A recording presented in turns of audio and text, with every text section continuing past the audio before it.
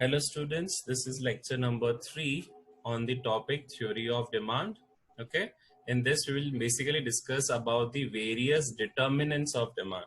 Now let us understand. सबसे पहला determinant जैसे मैंने यहाँ पे short form उस दिन बताया था आपको that the short form is simple price. क्या है short form students? Price. E is again representing price of commodity.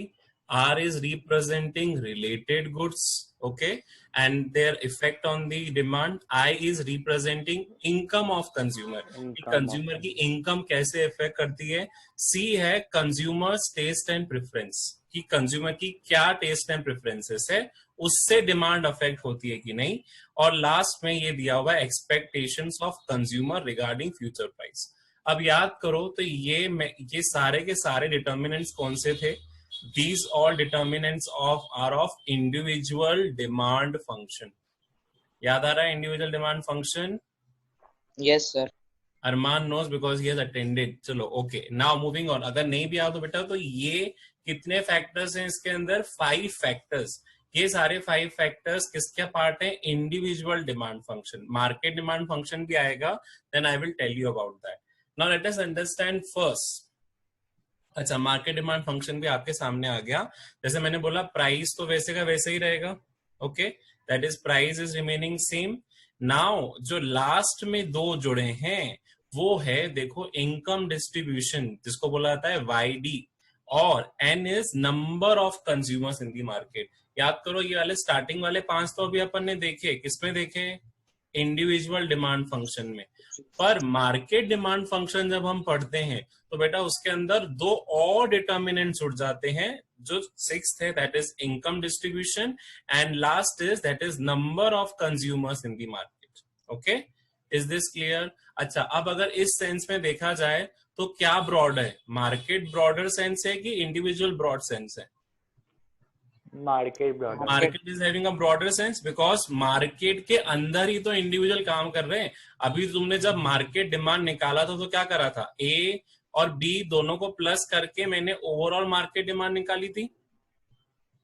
Is this clear? Yes. तो यहाँ पे भी Yes. देखो, जो सारे फैक्टर्स अपन ने दिए हुए हैं, ये 5 फैक्टर्स तो ऑलरेडी इंडिविजुअल का पार्ट है.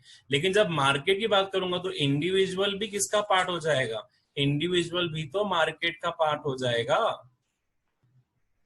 क्लियर? अच्छा, चलो Yes. तुम भी सोचते हैं, आप क्या मार्केट का पार्ट नहीं हो क्या?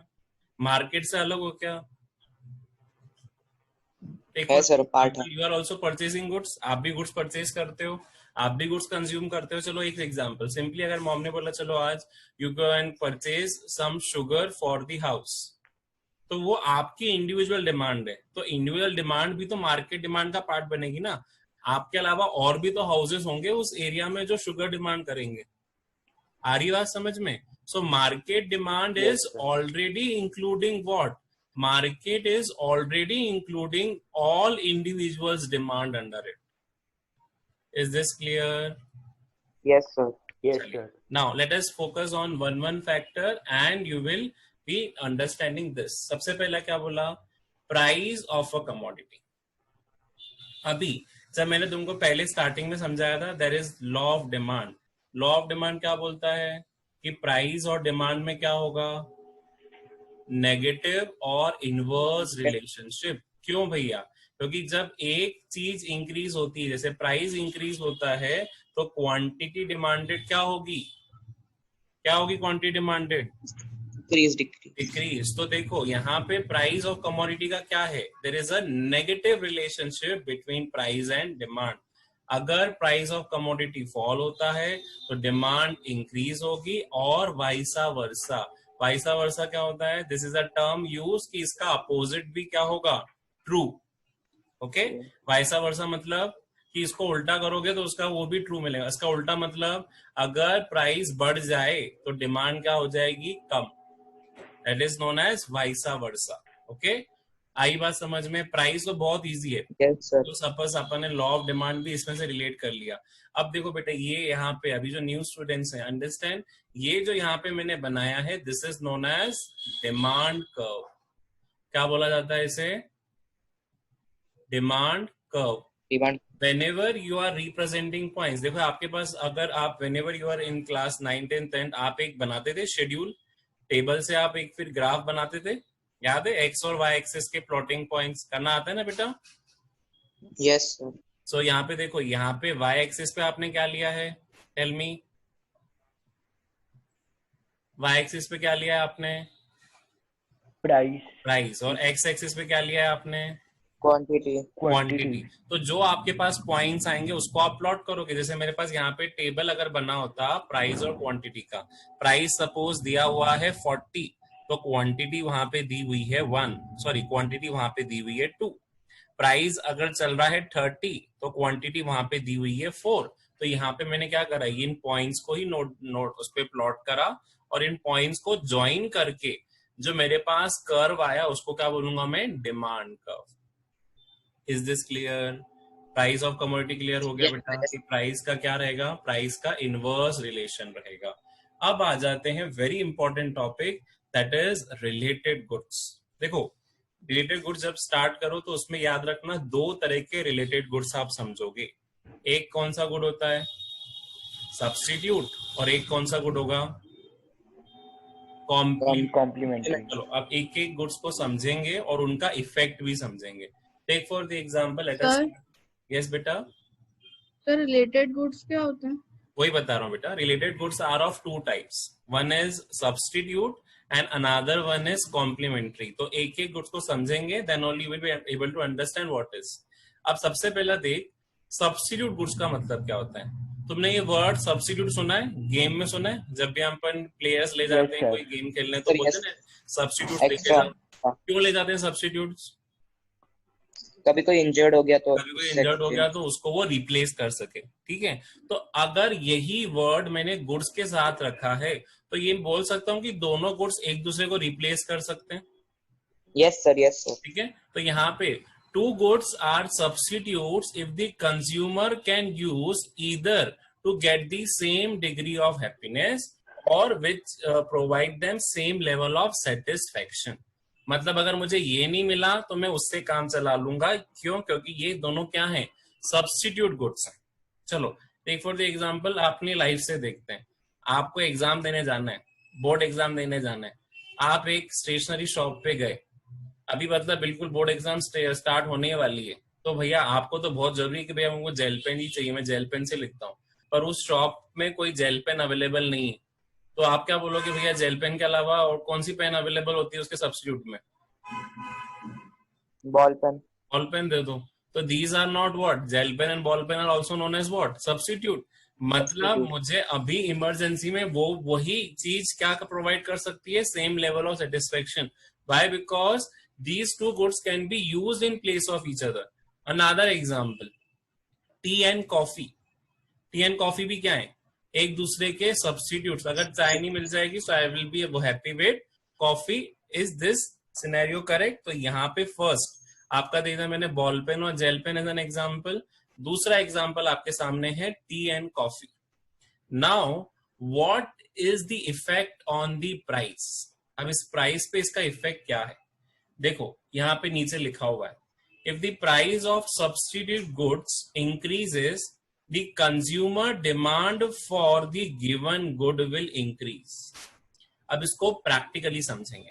चलो पहले चीज, T is also 10 rupees and coffee भी कितने रुपए मिल रही है बताओ मुझे? 10 रुपीज। आपके पास हैं पैसे कितने? मान के चलो आपके पास है 20 रुपीज। कितने हैं आपके पास? 20 रुपीज। तो अगर चाहूं तो मैं क्या करूंगा, एक कप मैंने टी ले ली, एक कप मैंने कॉफी ले ली, हम दोनों दोस्त थे, तो चलो ठीक है, I will have 1 cup of T and I will have 1 cup of coffee. पर जैसे ही आप गए तो आपको पता चला कि भैया टी है जो है, मतलब जो सब्स्टिट्यूट उसका कॉफी है, उसके प्राइजेस अब 10 से हो गए 15। तो अब आपका रिएक्शन क्या होगा? तो टी लेंगे हम। अब अपन क्या करेंगे? अब टी। क्यों? क्योंकि उसका सब्स्टिट्यूट में अवेलेबल टी है। तो जैसे ही इसके प्राइस बढ़े, किसके प्राइस बढ़े? किसके प्राइस बढ़े? कॉफी के। तो हमने डिमांड किसकी बढ़ाई? कॉफी की बढ़ाई की टी की बढ़ाई? टी की। टी की बढ़ाई। तो यहाँ पे देखो, यहाँ पे कॉफी के प्राइसेस 10 से 15 हुए, लेकिन यहाँ पे डिमांड किसकी बढ़ी? टी की। क्या टी के टी की। प्राइसेस में कोई चेंज था क्या? No sir. तो क्या यहाँ पे लॉ ऑफ डिमांड एप्लीकेबल होता है कि नहीं होता है? ये सबसे बड़ा क्वेश्चन आएगा आपके लिए। क्या लॉ ऑफ डिमांड इस केस में एप्लीकेबल होगा कि नहीं होगा? एनीबडी? यस सर, शायद क्योंकि कॉफी की प्राइस इंक्रीज हुई तो टी की हाँ, प्राइस। कॉफी में एप्लीकेबल है। मेरे को टी का बता।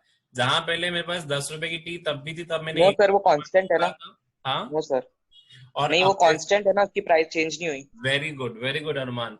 Here is the answer. अब चीज देखो, पूरा सिनेरियो समझो। जहां पहले 10 रुपए की टी थी तब मैं एक कप ही ले रहा था, अभी भी वापस 10 रुपए हैं। वो तो कॉफी के प्राइसेस बढ़े हैं, तो वहां मैंने उसकी डिमांड कम कर दी। जैसे यहाँ पे increase in price of coffee, it has decrease. Sir ये कॉम्प्लीमेंट्री गुड होंगे ना? नहीं, ये कॉम्प्लीमेंट्री गुड्स नहीं है बेटा, दीज आर सब्स्टिट्यूट। बिकॉज अगर एक नहीं मिल रहा है तो मैं दूसरे को सब्स्टिट्यूट कर लूंगा। Okay, they are providing same level of satisfaction. Means ज्यादा करके अगर टी नहीं मिली तो कॉफी। तो ये सप्लीमेंट्री गुड्स है सर? सप्लीमेंट्री गुड्स भी नहीं, सब्स्टिट्यूट गुड्स। सब्स्टिट्यूट, एक दूसरे के सब्स्टिट्यूट। मतलब अगर ये नहीं मिला तो मैं इससे काम चला लूंगा। मैंने बताया ना, जैसे एग्जाम्स अपने उसमें जब हम टीम बनाने जाते हैं, क्रिकेट टीम बनाने जाते हैं, तो क्रिकेट टीम में रिक्वायर्ड कितने मेंबर्स होते हैं? 11। पर उसके ऊपर भी तो आप लेके जाते हो ना मेंबर्स को। क्यों ले जाते हैं? क्योंकि अगर किसी को इंजरी हो गई, कोई चला गया, तो कोई उसे क्या कर ले? सब्स्टिट्यूट कर ले। So substitute is what? They are providing you same level of satisfaction. अब जो इस पॉइंट पे आया था बेटा, ये है कि लॉ ऑफ डिमांड जो है वो टी पे एप्लीकेबल नहीं है। क्यों लॉ ऑफ डिमांड टी पे एप्लीकेबल नहीं है? बिकॉज पहले भी प्राइस 10 था, अभी भी प्राइस 10 है। डिमांड भले ही चेंज हुई है, डिमांड पहले 1 थी, लेकिन अब मैं डिमांड 2 कर रहा हूं। कॉफी का क्या हो गया? पहले 10 रुपए प्राइस था तो मैंने डिमांड 1 करी थी, जब 15 रुपए प्राइस हो गया तो मेरी डिमांड क्या हो गई? उसकी 0। तो यहाँ पे लॉ ऑफ डिमांड एप्लीकेबल है, लेकिन यहाँ पे लॉ ऑफ डिमांड एप्लीकेबल नहीं है। क्यों नहीं एप्लीकेबल है? क्योंकि यहाँ पे प्राइस कांस्टेंट है। और याद रखना, लॉ ऑफ डिमांड तभी एप्लीकेबल होगा जब प्राइस और क्वांटिटी दोनों चेंज हो। Is this clear? यहाँ पे फिर लॉ ऑफ डिमांड एप्लीकेबल नहीं होगा, क्योंकि लॉ बोलता ही यही है कि अगर प्राइस बढ़ रहा है तो क्वांटिटी क्या होगी? कम। और अगर प्राइस कम हो रहा है तो क्वांटिटी क्या होगी? बढ़ जाएगी। So here law of demand is not applicable in case of T, but it is applicable on coffee. अब एक और टर्म समझो बेटा, इसको बोलते हैं क्रॉस प्राइस इफेक्ट। क्या बोलते हैं इसको? Cross price effect. क्यों बोलते हैं? Anybody can tell me why it is known as cross price effect? क्योंकि कॉफी के प्राइसेस ने किसकी डिमांड को अफेक्ट करा? टी की। आई बात समझ में? प्राइस के चेंज किस में आया? किसके प्राइसेस में चेंज आया? प्राइस चेंज आया कॉफी के इसमें, पर डिमांड किसकी अफेक्ट हुई? टी की। तो कॉफी की डिमांड तो बदली, ऐसा नहीं कॉफी की डिमांड नहीं बदली। मैंने अगर इसके प्राइसेस बढ़ाए तो उसकी क्वांटिटी तो कम हुई, लेकिन इसके प्राइसेस बढ़ने के कारण इसकी क्वांटिटी भी तो बढ़ गई, टी की भी। So this is known as cross price effect, कि जब कोई एक गुड का प्राइस किसी दूसरे गुड्स की डिमांड को अफेक्ट करता है तो उसे बोलते हैं क्रॉस प्राइस इफेक्ट। ओके, चलो सब्स्टिट्यूट हो गया। अब देखो उसको ग्राफिकली कैसे प्रेजेंट करा। What happens to the demand for tea when the price of coffee increases? यहाँ पे किसका बना रहे हैं हम? डिमांड कर्व बना रहे हैं टी का। तो डिमांड कर्व में देखो बेटा, टी के प्राइसेस क्या हुए हैं? कांस्टेंट है। 30 के 30 कांस्टेंट है, 60 यहाँ पे क्वांटिटी है। अब जैसे ही उसके कॉफी के प्राइसेस बढ़ गए तो हमने डिमांड किसकी बढ़ा दी? टी की। So your demand curve has shift from this position to this. Name it as new demand curve D1 D1। आपका जो डिमांड कर्व है अब क्या हो रहा है? Demand curve is shift. क्या प्राइस में कोई चेंज है क्या? Tell me that. No sir. Price वही का वही है। क्वांटिटी में कोई चेंज है क्या? Yes sir. 60 से 90 हो गया। सो this is the graphical presentation. तो जब भी आपको ग्राफिकल प्रेजेंटेशन पूछा जाए, मेनी टाइम्स ग्राफिकल प्रेजेंटेशन भी आता है। सो यहाँ पे आपको याद रखना है कि आपको पहले देखो, अब अगर मुझे रिलेशनशिप स्टैब्लिश करना हो तो देखो क्या हो रहा है। Increase in price of coffee has increased the demand of tea. क्या मैं बोल सकता हूं substitute goods is having direct relation? Yes sir. क्योंकि यहाँ पे भी इंक्रीज है और यहाँ पे भी क्या है, यस सर, इंक्रीज। इंक्रीज। तो याद रखना सब्सिट्यूट गुड्स में क्या रिलेशन रहेगा, डायरेक्ट की अपोजिट, डायरेक्ट। डायरेक्ट। तो आप लिख लो वहां पे subsidy goods have direct relationship with each other, मतलब अगर एक के प्राइस बढ़ रहे हैं तो दूसरे की डिमांड बढ़ेगी। जैसे यहाँ पे दिखा है demand for the tea has been increase, क्यों, because increase in the price of coffee. अब अगर इसका उल्टा सोचो तो चलो अपोजिट भी सोचते हैं, आज कॉफी के प्राइसेस कम हो गए, जहां पहले 10 रुपए की कॉफी मिल रही थी अब 5 रुपए की मिल रही है, तो सर कॉफी का वो बढ़ेगा ना? कॉफी की डिमांड बढ़ गई, पर टी की हाँ डिमांड सर। क्या होगी उसके अपोजिट, फिर टी की कम हो क्या? जाएगी। कम हो जाएगी। Very good. तो यहाँ पे देखो अब क्या हो रहा है, decrease in price of coffee, prices of coffee कम हुई तो उसकी डिमांड तो डेफिनेटली बढ़ गई, पर इसके प्राइस डिक्रीज ने डिमांड ऑफ टी भी क्या कर दिया, कम कम कर Decrease. दिया। Means demand of tea is also been decrease. तो यहाँ पे देखो यहाँ पे भी डिक्रीज, यहाँ पे भी decrease, means there is decrease in both, मतलब दोनों में क्या है, पॉजिटिव की नेगेटिव, पॉजिटिव। तो याद रखना substitute goods have direct relation. अब अगर इसको डायग्रामेटिकली प्रेजेंट करूं बेटा, तो डायग्राम में देखो जहां पहले डिमांड का यहां जा रहा था, अब जो डिमांड का होगा वो जाएगा इस पोजीशन पे, मतलब यहाँ पे नया डिमांड का आ जाएगा, which is will be known as new demand curve. मान लो उसको D2 D2, तो इस केस में डिमांड कर्व आगे शिफ्ट नहीं होगा, डिमांड कर्व पीछे शिफ्ट होगा। अगेन प्राइस ऑफ टी में कोई इफेक्ट नहीं है, प्राइस ऑफ टी वही का वही है, लेकिन डिमांड ऑफ टी क्या हो गई है, कम हो गई है। क्यों, क्योंकि कॉफी के प्राइसेस कम हो गए। आ गया बात समझ में? Is this clear? बिकॉज ये बहुत इंपॉर्टेंट चीज है बेटा, आगे जाके इस पे क्वेश्चनिंग बहुत आती है। ठीक है, अब आ जाते हैं कॉम्प्लीमेंट्री गुड्स पे। Complementary goods is again very important. अब देखो कॉम्प्लीमेंट्री का मतलब होता है कि ऐसे गुड्स जिनको आप साथ में यूज करते हो। चलो डेली लाइफ में ऐसे गुड्स निकालो जो आप साथ में यूज करते हो, बहुत सर, सारे। Bread butter. हाँ, bread and sir, butter, very good. Anyone example? Bread butter, pen, sharpener और pencil. Sharpener, pencil, very good. Apart from that sir, tea and sugar, tea and sugar, sugar, very good, वो भी complementary goods हैं। हाँ, car and sir petrol, mobile and charger. Mobile and charger, very good. बहुत सारे आपको example मिलेंगे जो goods एक साथ आप यूज करते हो, उनको अलग अलग हम यूज नहीं कर सकते। ठीक है, these goods are use as a complementary effect. Take for the example mobile and sim card. अब सिम कार्ड एक अलग कमोडिटी है, मोबाइल एक अलग कमोडिटी, पर दोनों को अलग अलग कर दो, क्या यूजफुल है क्या? They are not no useful. Sir. तो complementary goods are those goods which are लिखा है, two goods are known as complementary if the consumer receive more utility from consuming them together, or which are jointly used, यहाँ इसको बोला जाता है they are jointly demanded। क्या बोल सकता हूँ इसको मैं, these goods are jointly demanded। अब देखो इसका पर्टिकुलरली एग्जाम्पल आपके सामने ही दिया हुआ है, that is petrol and car. Okay, अब इसका इफेक्ट क्या होगा, how price of one will affect the another। जैसे यहाँ पे लिखा हुआ है, if the price of complementary good petrol falls। चलो एग्जाम्पल के तौर पे जहां पहले 80 रुपए लीटर मिल रहा था, 80 से अब आ गया 60 रुपीज लीटर, तो सर अपन फुल टैंक करवा लेंगे। इंक्रीजेस। तो अल्टीमेटली क्या होगा, इसका इफेक्ट हो जाएगा कि वो अपोजिट जो उसके कॉम्प्लीमेंट्री गुड्स है उसकी डिमांड इंक्रीज कर देगा।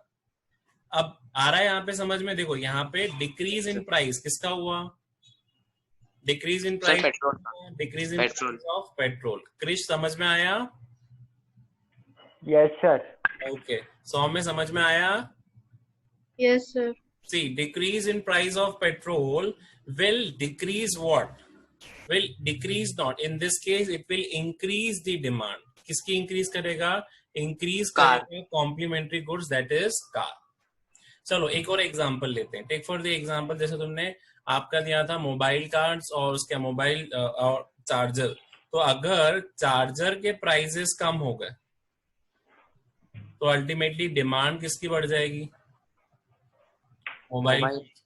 वहीं अगर मोबाइल फोन के प्राइसेस कम हो गए, चलो अपोजिट भी देखते हैं, आज अगर मोबाइल फोन के प्राइसेस कम हो गए तो चार्जर की डिमांड क्या हो जाएगी, बढ़ जाएगी। इंक्रीज। तो यहाँ पे मैं क्या बोल सकता हूँ, दे हैव इनवर्स रिलेशन, क्योंकि एक के प्राइस कम हो रहे हैं, देखो एक के प्राइस कम हो रहे हैं तो दूसरे की क्या इंक्रीज हो रही है, दूसरे की डिमांड इंक्रीज हो रही है। इंक्रीज हो अब याद रखना सब्स्टिट्यूट में क्या था, पॉजिटिव डायरेक्ट, क्योंकि एक के प्राइस बढ़ रहे थे तो डिमांड, जैसे यहाँ पे मैं ऊपर लिख रहा हूँ, एक के प्राइस बढ़ रहे थे तो वहां किसी की डिमांड बढ़ रही थी। पर यहाँ पे उल्टा है, अगर एक के प्राइस कम हो रहे हैं तो उसकी डिमांड बढ़ रही है, या फिर अगर इंक्रीज इन प्राइस करूंगा तो जाके उसकी अपोजिट कॉम्प्लीमेंट्री गुड की डिमांड क्या हो जाएगी, कम। So this is the relationship between complementary goods. तो सर नेगेटिव होगा। हाँ, negative, very good very good, in that case it will be known as negative. लाभांश, वेरी गुड। सो यहाँ पे देखो सामने लिखा भी हुआ है, they are moving in opposite direction, और वो कौन सी डायरेक्शन में थे, सेम डायरेक्शन में। बिकॉज कई बार स्टूडेंट्स है बेटा हमारे पास ऐसे क्वेश्चन आते थे। अब देखो क्वेश्चन सीबीएसई में एक आया था कि X and Y are two goods. अब वो ये नहीं बताएंगे कि ये सब्स्टिट्यूट है कि कॉम्प्लीमेंट्री है। ओके, उन्हें बोला, क्या बोला, X and Y are two goods, increase in price of X has increased the demand of Y। तो कमेंट ऑन सब्स्टिट्यूट, ये सब्स्टिट्यूट है। तो हमको याद रखना, अगर आपको भी याद है ना, डायग्राम बना के देख लो कि एक के प्राइस बढ़ रहे हैं, दूसरे की डिमांड बढ़ रही है, मतलब they are moving in same direction, तो ये क्या हो गया, सब्स्टिट्यूट। फिर दूसरे तो सर डायग्राम बना के बताना पड़ेगा, साइड से बना के देख लो ना, कि अगर एक के price, simply this is known as conceptual base, अगर आप एक के प्राइस इंक्रीज करो, जैसे यहाँ पे increase in price of x, अब बताना अगर एक के प्राइस इंक्रीज हो रहे हैं और यहाँ पे डिमांड ऑफ वाई डिक्रीज हो गई तो क्या हो जाएगा, ये ये क्या हो जाएंगे, they are moving in opposite direction, तो this will be known as what, complementary goods. So these case studies are also there in, आपके में भी आएंगी। एक लास्ट स्लाइड अपन देखेंगे आज की, so that we will end up today's session. We will continue tomorrow. I will take one more session on demand. Okay, now what will happen to the demand of car when the price of petrol falls? जैसे अभी अपने बोला था car and petrol क्या है, complementary goods हैं, तो यहाँ पे what will be on the demand of car, ये जो बनाया है ना बेटा, ये डिमांड का किसका है, कार का। तो कार की डिमांड पे क्या इफेक्ट होगा अगर पेट्रोल के प्राइसेस कम हो, बताओ। If decrease in price of petrol तो यहाँ कार की डिमांड बढ़ जाएगी। अगर डिमांड बढ़ रही है तो डिमांड का क्या होगा, शिफ्ट होगा। तो देखो यहाँ पे डिमांड का भी shifting from this position to this position means outward, come to more, and this will be known as rightward shift in the demand curve. अब याद में रखना, जब भी आप दे रहे हो, whenever you are explaining the diagram, do mention what is the effect and what is the cause. Effect क्या हुआ, demand for car has been increased, पर उसका reason क्या है, what was the reason कि उसकी demand बढ़ गई, reason है price of petrol has decrease. और आप नीचे लास्ट लाइन और ऐड करोगे, that car and petrol are complementary goods, that's why this is the case. आई बात समझ में, कार पेट्रोल? यस। चलो, I am ending the today's session. Thank you students, thank you listeners for listening to today's lecture.